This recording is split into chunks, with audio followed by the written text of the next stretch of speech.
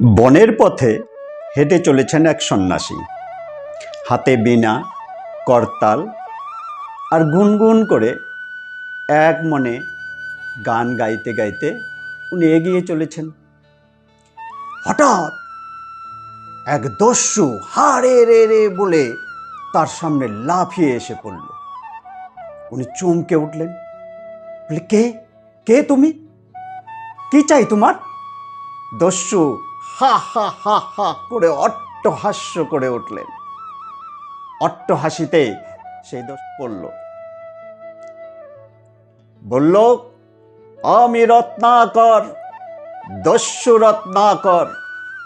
তোমার কাছে যা জিনিসপত্র আছে সব আমাকে দিয়ে দাও, তুমি এখান থেকে বেঁচে ফিরতে পারবে না। সন্ন্যাসী তো চমকে উঠলেন। তারপর কি হলো ঘটনা? তারপর যে বিস্ময়কর ঘটনা ঘটল, সেই বিস্ময়কর ঘটনারই বর্ণনা আজকে তোমাদের সামনে আমি করতে চলেছি। ছোট্ট বন্ধুরা, সবাইকে নমস্কার। এসো গল্প শুনি চ্যানেলে সবাইকে স্বাগত জানাচ্ছি। প্রতি রবিবার আমি এই চ্যানেলে হাজির হয়ে তোমাদের সামনে নানা গল্প শোনানোর চেষ্টা করছি।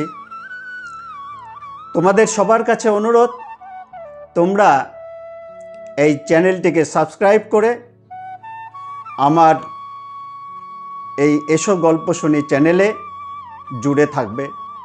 আমি চেষ্টা করব প্রত্যেক রবিবার নতুন নতুন গল্প নিয়ে তোমাদের সামনে হাজির হবার। আরেকটি বিষয় বলছি, তোমরা লাইক করবে এবং কমেন্ট করবে। কমেন্ট করে জানাবে আমি যে গল্পগুলো বলছি সেই গল্পগুলো তোমাদের কেমন লাগছে। আমি পছন্দ করা গল্প তোমাদের সামনে বলছি। এবারে যদি তোমাদের কোনো পছন্দ থাকে যে আমাদের এই ধরনের গল্প শোনালে ভালো হয়, তো সেই রকম পছন্দের যদি বিষয় থাকে তো সেই পছন্দের বিষয়টা তোমরা বলবে। আমি চেষ্টা করব সেই গল্পগুলো তোমাদের শোনানোর। ফিরে আসি মূল গল্পে। আজকে এই গল্পের আসরে গল্পটি হলো দস্যু রত্নাকরের পুনর্জন্ম, বা বলা যায় দস্যু রত্নাকরের কবি বাল্মীকি মুনি হয়ে ওঠার গল্প। কিভাবে তিনি কবি বাল্মীকি মুনি হয়ে গেলেন দস্যু থেকে, আশ্চর্যজনক সেই ঘটনাই আজকে আমি বর্ণনা করব। দস্যু রত্নাকর যখন ছোট ছিল,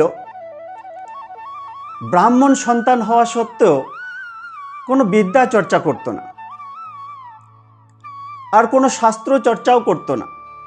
যার ফলে বড় হয়ে যখন সে সংসার করল, তারও বিয়ে হয়ে গেল, বাবা মা তার বিয়ে দিলেন, সে কিন্তু সংসার চালাতে পারত না, উপার্জন করতে পারত না। কিভাবে উপার্জন করবে এই চিন্তা করে সে শেষে ঠিক করলো যে একটা জিনিস সে করতে পারবে ভালো। সেটা হচ্ছে, তাদের যেখানে বাড়ি ছিল এক জঙ্গলের ধারে, সেই জঙ্গলের মাঝখান দিয়ে একটা রাস্তা ছিল। অনেক পথিক সেই রাস্তা দিয়ে চলাচল করত। সে ঠিক করলো এই পথিকদের কাছ থেকে সমস্ত জিনিসপত্র সে ছিনিয়ে নেবে, আর যদি প্রয়োজন হয় তাদের হত্যাও করতে পারে। এই রকম চিন্তা ভাবনা করে সেই কাজে নেমে পড়ল। আর প্রত্যেক দিন সেই জঙ্গলে লুকিয়ে থাকতো। যারা ওই রাস্তা দিয়ে যেত তাদের সমস্ত জিনিসপত্র ছিনিয়ে নিত, এবং শুধু ছিনিয়ে নেওয়া নয়, তাদেরকে রীতিমতো হত্যা করত। কারণ তারা বাইরে বেরিয়ে যেন বলতে না পারে যে ওখানে একজন দস্যু আছে, তাহলে তার কথা চারিদিকে প্রচার হয়ে যাবে। আর এই করে করে আর সে কি করছে, প্রত্যেক দিন ওখানে লুকিয়ে থাকতো, আর প্রত্যেক দিনই প্রচুর লোকের জিনিসপত্র সে লুণ্ঠন করত আর তাদের হত্যা পর্যন্ত করত। এই করে করে দিন যায়, মাস যায়, বৎসর যায়, আর এইভাবেই উপার্জন করে সে সংসারের আর বাবা মা তার স্ত্রী তাদের প্রতিপালন করত, সংসার নির্বাহ করত। এইভাবে চলতে চলতে চলতে চলতে তার কথা কি আর ঢাকা থাকবে? এত বড় ঘটনা ঘটে চলেছে বনের মধ্যে, সেই ঘটনা কিন্তু আস্তে আস্তে প্রকাশ পেয়ে গেল। দেশ বিদেশে ছড়িয়ে পড়ল তার কথা। সবাই জানতে পারল যে ওখানে একজন দস্যু আছে, আর দস্যু এইরকমভাবে মানুষকে হত্যা করছে। প্রত্যেক দিন সে লুণ্ঠন করছে, তার সঙ্গে হত্যা করছে। এইভাবে এত পাপ করে চলেছে রত্নাকর যে তার পাপের ঘড়া পূর্ণ হয়ে গেছে। আর এই খবর শুধু দেশ বিদেশে নয়, স্বর্গলোকেও চলে গেল। স্বর্গলোকে ব্রহ্মা একদিন নারদ মুনিকে ডেকে বললেন যে দেখো, এই মর্তলোকে একজন পাপী তাপী লোক আছে, তার পাপের ঘড়া পূর্ণ হয়ে গেছে, কিন্তু সেই পাপী তাপীকেই দিয়েই আগামী দিনে একটি বড় কাজ করানো হবে, একটি মহৎ কাজ করানো হবে। তুমি সেই মর্তলোকে চলে যাও, আর সেখানে গিয়ে এই পাপী তাপীকে তুমি উদ্ধার করো। নারদ মুনি তো মহা আনন্দ, দারুণ খুশি। আর প্রজাপতি ব্রহ্মা তাকে আদেশ করেছে, সেই আদেশ পালন করতে হবে। তিনি নারায়ণ নারায়ণ বলে আর মর্তলোকে আর রওনা হলেন। সন্ন্যাসীর বেশ ধরলেন, আর হাতে বীণা আর করতাল নিয়ে বনের পথে এগিয়ে চললেন। এগিয়ে যেতে যেতে আর হঠাৎ ওই দৃশ্য,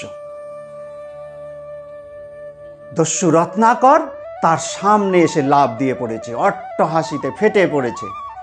যখন তাকে জিজ্ঞেস করেছে তুমি কে, আমি রত্নাকর, দস্যু রত্নাকর, তোমার সর্বস্ব আমাকে দিয়ে দাও, আর তুমি এখান থেকে বেঁচে ফিরতে পারবে না। চমকে উঠেছে সেই সাধুর বেশে নারদ মুনি।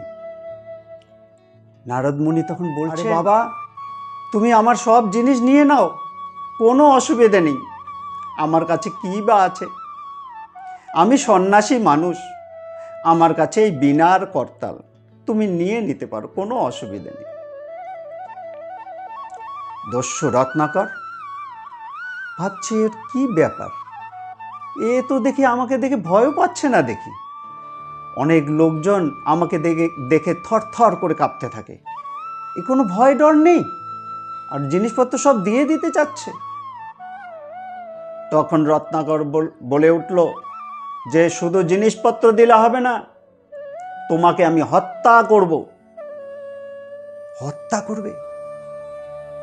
সন্ন্যাসী বলে উঠল, আরে বাবা ঠিক আছে, তুমি যদি আমাকে হত্যাই করো, তার আগে আমার দুটো প্রশ্নের উত্তর তোমাকে দিতে হবে। বলে কি প্রশ্ন? নারদ মুনি বলে উঠলেন, প্রথম প্রশ্ন হচ্ছে, তুমি এই যে কাজটা করছো, মানুষের জিনিসপত্র লুণ্ঠন করছো, মানুষকে হত্যা পর্যন্ত করছো, এই কাজ তুমি কেন করছো? কি প্রয়োজন? বলছে আমার সংসার আছে, বাবা মা আছে, আমার স্ত্রী আছে, আমার সেই সংসারের খরচ নির্বাহ করতে হয়, সেই খরচ নির্বাহ করার জন্য, সংসার প্রতিপালন করার জন্য আমি এটা করি। বলে তাই? তুমি সংসার প্রতিপালনের জন্য এত বড় আর পাপ কাজ করে চলেছ? এবার তাহলে তোমাকে দ্বিতীয় প্রশ্ন, যে এই যে পাপ করছো, তোমার তো পাপের ঘড়া পূর্ণ হয়ে গেছে, তুমি এই পাপের বোঝা কেমন করে বহন করবে? তোমার এই পাপের বোঝা তোমার পরিবারের লোকেরা কি তারা সেই ভাগ নেবে, এই পাপের ভাগ নেবে? বলে রত্নাকর বলছে, কেন নেবে না? আমি তো তাদের জন্যই করছি, আমি তাদের জন্যই আর রাত দিন এই কাজ করে চলেছি, তো তারা স্বাভাবিকভাবেই নেবে। মুনি ঋষি বলে উঠলেন যে না, মনে হয় তারা নেবে না, তুমি একবার তাদের জিজ্ঞেস করে দেখতে পারো। তুমি বাড়িতে গিয়ে তাদের জিজ্ঞেস করো যে তারা তোমার এই পাপের ভাগ নেবে কি নেবে না। রত্নাকর তখন বলে উঠল যে খুব ভারী চালাক তো, আমি চলে যাব বাড়িতে আর এদিকে তুমি একদম পাগার পার, আমাকে ফাঁকি দিয়ে তুমি পালিয়ে যাবে, ওটি হচ্ছে না, আমি কোথাও যাচ্ছি না। সন্ন্যাসী বেশি নারদ মুনি তখন বলে উঠলেন, ঠিক আছে, তুমি এক কাজ করতে পারো, আমি কোথাও পালিয়ে যাব না, আমি এখানেই থাকবো, তবু তোমাকে নিশ্চিন্ত করার জন্য আমি বলছি যে তুমি আমাকে একটা গাছের সঙ্গে বেঁধে রাখো, গাছের সঙ্গে বেঁধে রাখলে তো আমি আর পালাতে পারবো না। তো রত্নাকর তখন ভাবলো, কথা তো ঠিকই বলেছে, আর তার মনের মধ্যে একটা দ্বিধাদ্বন্দ্ব চলে এসেছে। চিন্তা করে দেখলো যে না, ঠিক, একবার বাড়িতে গিয়ে জিজ্ঞেস করেই দেখা যাক। কি করলো তারপর? তাকে শক্ত করে গাছের সঙ্গে বেঁধে সে বাড়ির দিকে রওনা হলো। এবার বাড়িতে গিয়ে বাবা, মা, তার স্ত্রী সবাইকে ডেকে বলল যে তোমাদের সামনে আমি দুটো প্রশ্ন করব, সেটা আর সেই প্রশ্ন করার জন্যই আমি আজকে এসেছি। বলে কি প্রশ্ন?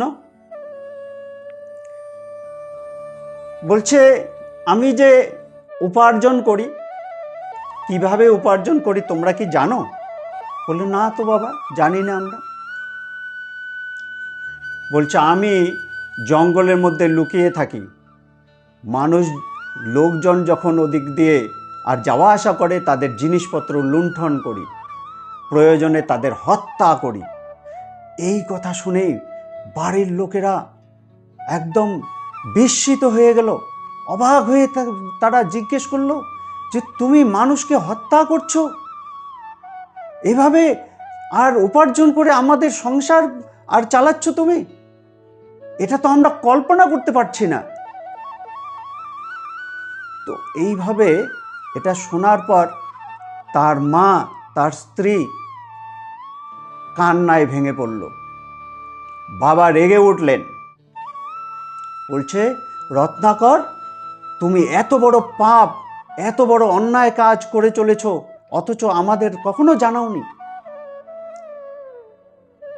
রত্নাকর তখন বলে উঠল যে এছাড়া আমার কোনো উপায় ছিল না, এবারে আমার দ্বিতীয় আরেকটি প্রশ্ন আছে, সেই প্রশ্নের উত্তর দিতে হবে। বলে কি প্রশ্ন? এই যে আমি পাপ কাজ করে চলেছি, এত পাপ করেছি, প্রচুর মানুষকে হত্যা করেছি, সেই পাপের বোঝা তোমরা নেবে কি নেবে না? আগুনে যেন ঘৃতাহুতি পড়ল। আর রেগে উঠে বাবা তখন বললেন যে তোমার পাপের ভাগ আমরা কেন নিতে যাব? তোমার পাপের ভাগ আমিও নেব না। তার মাও বলে উঠলেন যে আমিও নেব না, তার স্ত্রীও বলে উঠলেন না, আমিও নেব না। রত্নাকরের বাবা তাকে তখন বললেন যে দেখো, তুমি যে কাজ করছো সেটা ভারী অন্যায় কাজ করছো, আর এই পাপের ভাগ আমরা কেউ নেব না। তুমি যখন ছোট ছিলে তখন তোমার মা এবং আমি যে কাজ করেছি সেই কাজ করে সংসারের প্রতিপালন করেছি। তখন তুমি ছোট ছিলে, শিশু ছিলে, আমরা যদি তখন কোনো অন্যায় কাজ করতাম, কোনো পাপ কাজ করতাম, সেই ভাগ কি তুমি নিতে? রত্নাকর বলছে যে না, আমি তো তখন ছোট ছিলাম, শিশু ছিলাম, আমি কেমন করে সেটা নিতে পারি? তখন তার বাবা বলে উঠলেন যে সেইভাবেই আমরা এখন বৃদ্ধ হয়েছি, আর এই বৃদ্ধ বয়সে সন্তানের কর্তব্য তার বাবা মার দেখাশোনা করা। আর বৃদ্ধ মানে আমরা এখন শিশু। তুমি ওই সময় শিশু ছিলে, আর এখন আমরা শিশু হয়ে গেছি। আমাদের চলার ক্ষমতা কমে গেছে, আমাদের কাজ করার ক্ষমতা কমে গেছে, আমরা এখন শিশু। আমাদের প্রতিপালন করার দায়িত্ব তোমার। সব সংসারে এটাই নিয়ম, যখন বাবা মা বৃদ্ধ হয়ে যান, তার সন্তানদেরকেই সেই বাবা মার দেখাশোনা করা, তার প্রতিপালন করা, এটা প্রত্যেক সন্তানের কর্তব্য। আর তেমনিভাবে তোমার কর্তব্য আমাদের দেখাশোনা করা, আমাদের প্রতিপালন করা। এই কাজ করতে গিয়ে তুমি কি পাপ কাজ করছো, তার পাপের ভাগ আমরা কখনোই নিতে পারি না। এই কথা শুনে রত্নাকর একটা বড় শিক্ষা পেয়ে গেলেন। সেখান থেকে ছুটে বেরিয়ে গেলেন। ছুটে বেরিয়ে গিয়ে বনের মধ্যে গিয়ে সেই সাধুর পায়ে লুটিয়ে পড়লেন। সাধু বাবা, আপনি আমাকে বাঁচান, আপনি আমাকে রক্ষা করুন। সমস্ত দড়ির বন্ধন খুলে দেওয়া হলো। খুলে দিয়ে তার পায়ে লুটিয়ে পড়ল যে আমাকে রক্ষা করুন, আমার পাপের ভাগ কেউ নেবে না, আমার পরিবারের। আপনি আমাকে রক্ষা করুন, আমি এত পাপ করেছি, আমার কিভাবে মুক্তি হবে? তখন নারদ মুনি হেসে বললেন, রত্নাকর, তুমি শুদ্ধ মনে একটা কাজ করবে। তোমাকে যে কাজের কথা আমি বলবো, সেই কাজ যদি তুমি করতে পারো, তোমার মুক্তি হবেই। বলছে, আমি প্রস্তুত সাধু বাবা, আপনি যা আজ্ঞা দেবেন আমি তাই করব। নারদ মুনি তখন বললেন যে তুমি এই গাছতলায় বসে ভগবান শ্রী রামের নাম জপ করো। রাম রাম এই নাম তুমি জপ করতে থাকো, একদিন তোমার মুক্তি হবেই। একদম রত্নাকর গাছতলায় বসে পড়ল। গাছতলায় বসে রামের নাম জপ করার জন্য প্রস্তুত হয়ে গেল। কিন্তু কিছুতেই রাম নাম তার মুখ দিয়ে আর বের হচ্ছে না, কিছুতেই না। সেই নাম উচ্চারণই করতে পারছে না। আবার ছুটে গিয়ে সাধু বাবার পায়ে পড়লেন। বলছে, সাধু বাবা, আমি তো এই নাম উচ্চারণ করতে পারছি না কিছুতেই। আপনি আমাকে একটা পদ বলে দিন, কিভাবে আমি এই নাম উচ্চারণ করব। তখন নারদ মুনি বললেন যে দেখো, তোমার এতটাই পাপ হয়েছে যে এই পবিত্র নাম তোমার মুখ থেকে নির্গত হচ্ছে না, তুমি এত পাপ করেছো। তখন নারদ মুনি একটা মরা গাছকে দেখিয়ে বলে উঠলেন, এটা কি গাছ? রত্নাকর বলে উঠল যে এটা মরা গাছ। নারদ মুনি বললেন, তুমি ওই মরা মরা নামটাই উচ্চারণ করতে থাকো, একদিন তোমার মুখ থেকে রাম নাম বেরিয়ে আসবে। রত্নাকর তাই করল। গাছতলায় বসে সে মরা মরা মরা এই নাম উচ্চারণ করতে থাকলো। ক্রমাগত এই নামই উচ্চারণ করে চলছে, চোখ বন্ধ করে এক মনে মরা মরা নামই উচ্চারণ করে চলছে। দিনের পর দিন, মাসের পর মাস চলে যায়। ক্ষুধা তৃষ্ণা কোনো কিছুই তার অনুভব হচ্ছে না। এইভাবে বৎসরও পেরিয়ে গেল। তার আশপাশে জঙ্গল হয়ে গেল, উইয়ের ঢিপি হয়ে গেল তার শরীরে। সেই উইয়ের ঢিপিতে আর রত্নাকর ঢাকা পড়ে গেল। আর উইয়ের ঢিপি থেকেই ওই মরা মরা মরা মরা নামটাই আস্তে আস্তে রাম রাম রাম নাম আর পরিবর্তন হয়ে রামের নামে, আর সেই রাম নাম তার মুখ থেকে উচ্চারণ আর বেরিয়ে আসতে থাকলো। সেই রামের নাম যে উচ্চারণ করছে, রাম রাম রাম, ক্রমাগত সেই বনে যেন একটা রাম নামের একটা কম্পন সৃষ্টি হচ্ছে। সেই রাম নামের আর উচ্চারণ, সেই রাম নামের আওয়াজ আস্তে আস্তে সেই বনের মধ্যে ছড়িয়ে পড়ছে।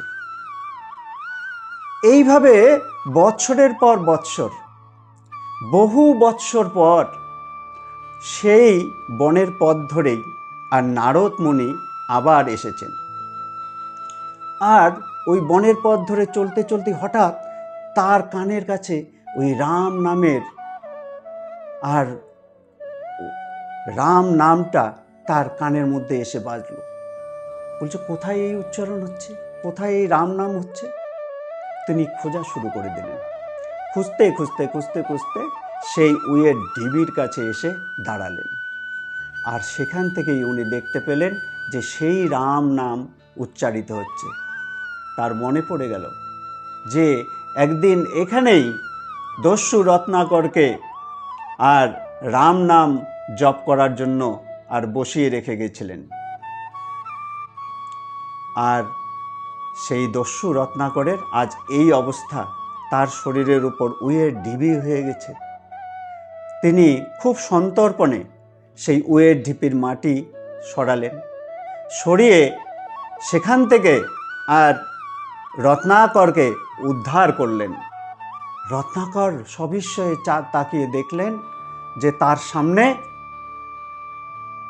নারদ মুনি দাঁড়িয়ে আছেন আর ষষ্ঠাঙ্গে তাকে প্রণাম করলেন। আর নারদ মুনি তাকে আলিঙ্গন করল যে, রত্নাকর, তুমি আর রত্নাকর নেই, তুমি আজ পুনর্জন্ম লাভ করেছ। আর তিনি দেখতে পেলেন সেই রত্নাকরের মুখ চোখ থেকে যেন একটা আলাদা জ্যোতি বেরিয়ে আসছে। নারদ মুনি খুব খুশি হলেন। তার চেহারার এই পরিবর্তন, তার মধ্যে যে একটা আলাদা শক্তি নির্মাণ হয়েছে, এটা দেখে নারদ মুনি খুবই খুশি হলেন। খুশি হয়ে বললেন, তোমার পুনর্জন্ম হয়েছে। এই যে উইয়ের ঢিপি, এর আর এক নাম বল্মিক। আর তোমার সেখান থেকে তোমার নতুন জন্ম, আর এই বল্মিক থেকে তোমার আর পুনর্জন্ম হওয়ার জন্য আজ থেকে তোমার নাম হবে বাল্মীকি। আর এই বাল্মীকি হয়ে পরবর্তীকালে আর এক নদীর ধারে বাল্মীকি আর তার আশ্রম তৈরি করে সেখানে বসবাস শুরু করলেন। আর ভরদ্বাজ মুনি তার শিষ্য হল।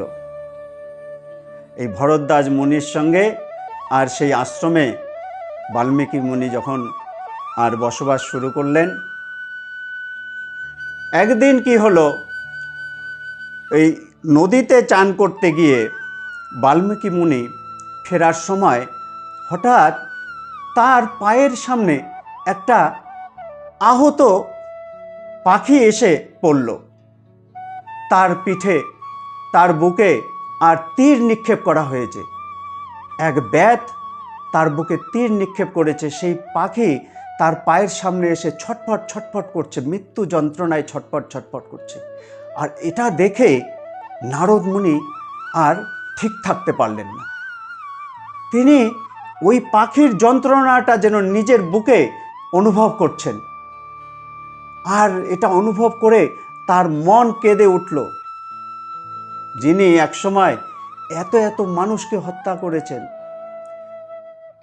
তার সামনে একটা সামান্য পাখি যখন মৃত্যু যন্ত্রণায় আর ছটফট করছে, সেটাই তিনি তখন আর সহ্য করতে পারছেন না। তার মুখ দিয়ে আর তার নিজের অজান্তে সংস্কৃত শ্লোক বেরিয়ে এলো। আর ক্রুদ্ধ হয়ে সেই সংস্কৃত শ্লোকের মাধ্যমে সেই ব্যাধকে তিনি এই কথাই বললেন যে হে ব্যাধ, তুমি কত বড় অন্যায় কাজ করেছো। এই অন্যায়ের জন্য তোমার কোনোদিনও কোনো মঙ্গল হবে না। তুমি সারা পৃথিবীতে নিন্দিত হয়ে থাকবে। উনি যে সংস্কৃত শ্লোক বলে উঠলেন তার মর্মার্থ হলো এটা। আর এই শ্লোক বলার পর তিনি নিজেও অবাক হয়ে গেলেন। উনি নিজেকে মূর্খ বলেই ভাবতেন, তার কোনো বিদ্যা নেই, তার কোনো জ্ঞান নেই, অথচ এই সংস্কৃত শ্লোক কিভাবে তিনি বললেন। তিনিও বিস্মিত হলেন। তার শিষ্যকেও তিনি জিজ্ঞেস করেছিলেন যে আমি কিভাবে এটা বলতে পারলাম। আর এভাবেই মুনি বাল্মীকি হয়ে উঠলেন কবি। তার মুখ থেকে নিঃসৃত হয়েছিল সংস্কৃত শ্লোক, আর এই শ্লোকই পরবর্তীকালে আর এই শ্লোক দিয়েই তৈরি করেছিলেন সংস্কৃত ভাষায় রামায়ণ মহাকাব্য। ব্রহ্মার নির্দেশে এই মহামুনি বাল্মীকি লিখেছিলেন বিখ্যাত সেই মহাকাব্য রামায়ণ। তিনি রত্নাকর দস্যু থেকে হলেন আমাদের আদি কবি মহামুনি বাল্মীকি। এই যে পরিবর্তন, এই পরিবর্তন আমাদের কাছে খুবই বিস্ময়কর আর খুবই প্রেরণাদায়ী। আমরা আজকে এই গল্পের মাধ্যমে একটা বিরাট শিক্ষা আমরা পেলাম। আমার গল্পটি এখানেই শেষ হলো। ছোট্ট বন্ধুরা, আমি আসছি পরবর্তী রোববার। ততদিন পর্যন্ত তোমরা সকলে ভালো থাকবে, সকলে সুস্থ থাকবে। নমস্কার।